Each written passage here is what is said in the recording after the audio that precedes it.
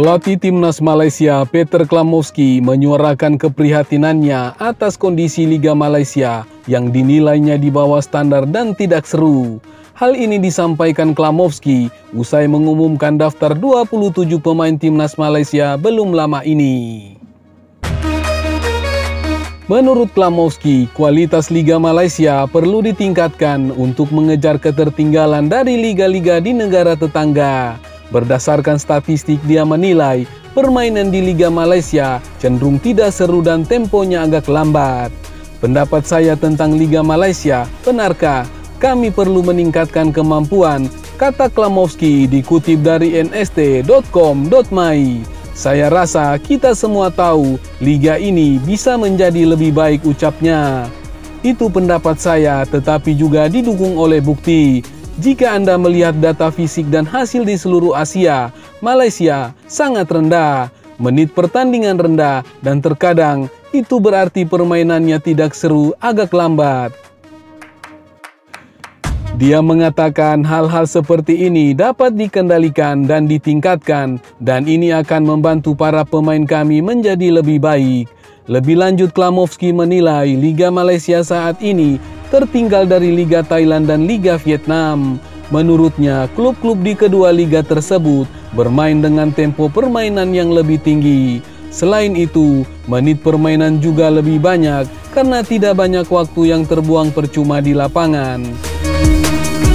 Dia menjelaskan jika kita melihat pesaing di ASEAN seperti Vietnam dan Thailand, Klamovski menjelaskan Malaysia jauh tertinggal. Mereka bermain dengan tempo yang lebih tinggi. Mereka memiliki menit pertandingan yang lebih banyak dan tingkat permainan liga yang lebih tinggi, tegasnya. Dia menjelaskan jika berbicara tentang revolusi, maka Malaysia perlu mengejar untuk menjadi yang terbaik. Oleh karena itu, dia menekankan perlunya upaya kolektif untuk mengatasi kekurangan ini dan memajukan sepak bola Malaysia. Pelatih asal Australia ini menilai tim nasional akan lebih berkembang jika kualitas liga bisa ditingkatkan. Semua staf saya berkomitmen, kami telah menonton banyak pertandingan sepak bola, pergi ke sesi latihan, dan penting untuk memahami apa yang terjadi setiap hari. Dia mengatakan tim nasional tidak hanya akan berkembang selama pemusatan latihan. Ketika pemain kembali ke klubnya, mereka harus terus berkembang. Sebagian besar dari mereka bermain di Malaysia dan saya yakin sepak bola Malaysia punya potensi. Ada beberapa hal yang perlu ditingkatkan dan saya pikir jika kita semua bersatu, federasi, klub, media, dan pemain, semua orang harus mendukung tim nasional. Itu akan mendorong tim maju dan pada gilirannya membantu liga berkembang dan terhubung sebagai satu keluarga besar, ucap Klamovski. Sementara itu, daftar skuad Malaysia untuk AFC Asian Cup Qualifier bulan Maret 2025 telah diumumkan Federasi Sepak Bola Malaysia atau FAM belum lama ini. Total 27 pemain dipanggil oleh pelatih baru Peter Klamovski. Dari nama-nama itu, terdapat 2 pemain abroad yang terdaftar, yaitu Dion Coles dari klub Buriram United dan Enrique Dos Santos bermain di Ho Chi Minh City FC. Ada pula sejumlah pemain naturalisasi seperti Mohamado Sumare, Paulo Josue, Romel Morales, Matthew Davis, dan lain-lainnya. Sementara media Malaysia Palatau Bola harus menjilat ludahnya sendiri. Sempat jemawa dengan menyebut paspor mahal Malaysia, sekarang Federasi Sepak Bola Malaysia atau FAM cuma bisa memproses naturalisasi pemain Liga 2 Portugal, yakni Hector Hevel. Sebelumnya, Palatau Bola menyindir proses naturalisasi Emil Audero, Dean James, dan Joy Pelupesi yang hanya berjalan 16 hari lamanya. Mereka menyebut Malaysia takkan semudah itu memberikan paspor kepada pemain keturunan yang diincar. Palatau Bola menyebut Malaysia memiliki paspor mahal yang mana menempati peringkat 9 dunia dan kedua di ASEAN. Paspor mahal yang dimaksud di sini adalah pemegang paspor Malaysia bisa bepergian ke 181 negara di dunia tanpa harus membayar visa. Banyak pecinta sepak bola tanah air mengira FAM bakal mendaratkan pemain top jika nantinya menaturalisasi pemain keturunan dari luar negeri. Namun faktanya tidak seperti itu.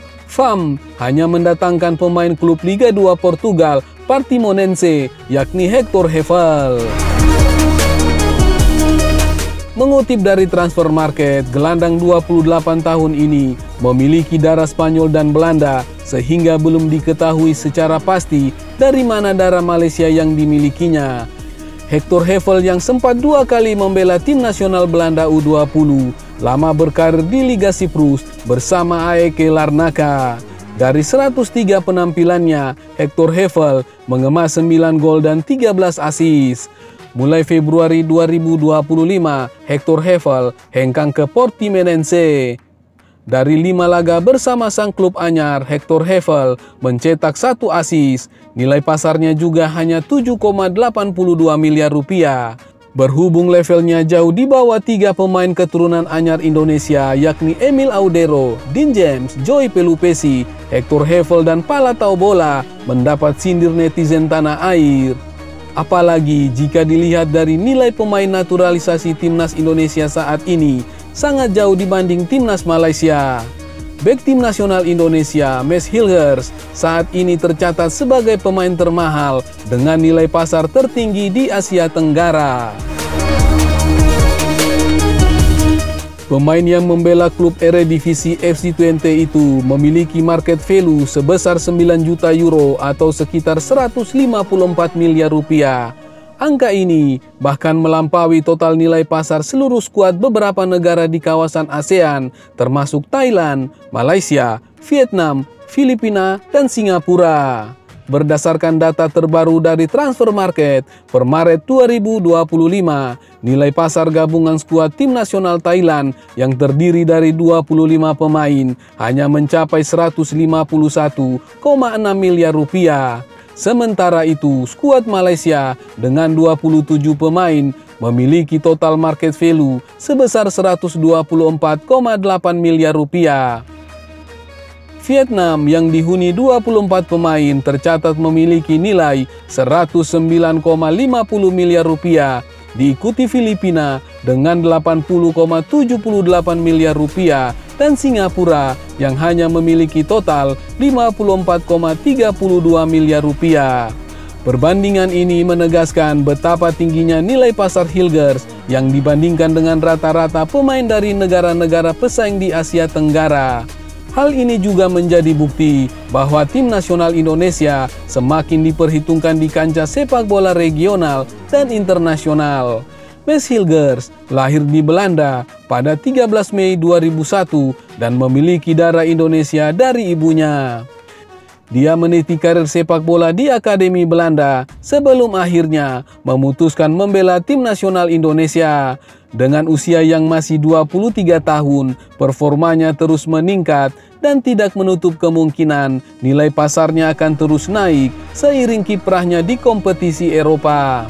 Sebagai salah satu bek tengah terbaik di Asia Tenggara saat ini, Hilgers diharapkan menjadi benteng kokoh bagi skuad Garuda dalam berbagai ajang internasional termasuk kualifikasi Piala Dunia 2026. Kehadirannya tidak hanya memperkuat lini pertahanan Indonesia, tetapi juga menjadi simbol perkembangan sepak bola nasional yang semakin kompetitif di tingkat global.